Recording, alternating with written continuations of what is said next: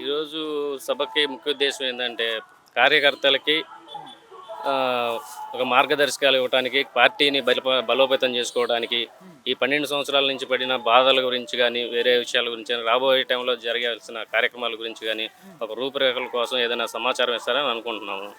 ఈ 12 సంవత్సరాల నుంచి కార్యకర్తలు గ్రామ స్థాయిలో పడిన బాధలు చాలా ఉన్నాయి. ఒక వైసీపీ టైంలో అయితే ప్రతి కార్యకర్త చాలా బాధలు పడ్డాడు.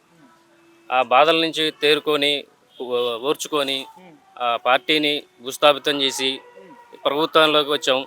ఇప్పుడు ప్రభుత్వంలో ఉన్నాం. ప్రభుత్వంలో మొదటి సభ జరుపుకుంటున్నాం. అది మాకు ఆనందంగా ఉంది. అంటే ఈయన వచ్చిన తర్వాత అసలుకి కుల మత భేదాలు ఏమి బయటకు వస్తున్నాయి. పవన్ కళ్యాణ్తోనే అతను కుల రాజకీయాలు చేస్తాడనేసి వైసీపీ వాళ్ళు మాట్లాడుతున్నారు.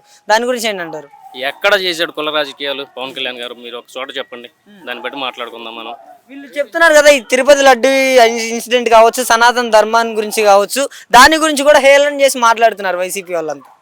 అది కుల రాజకీయం ఎట్టవుద్ది? కులం ఎట్టవుద్ది? అది మతానికి సంబంధించి అంటే నా మతాన్ని నేను కాపాడుకోలేనప్పుడు, నా మతాన్ని నేను గౌరవించుకోలేనప్పుడు పరమతాన్ని నేనేం గౌరవిస్తాను? నా మతాన్ని గౌరవించుకోవాలనే ఉద్దేశంతో నా మతాన్ని నేను గట్టిపరుచుకోవాలి.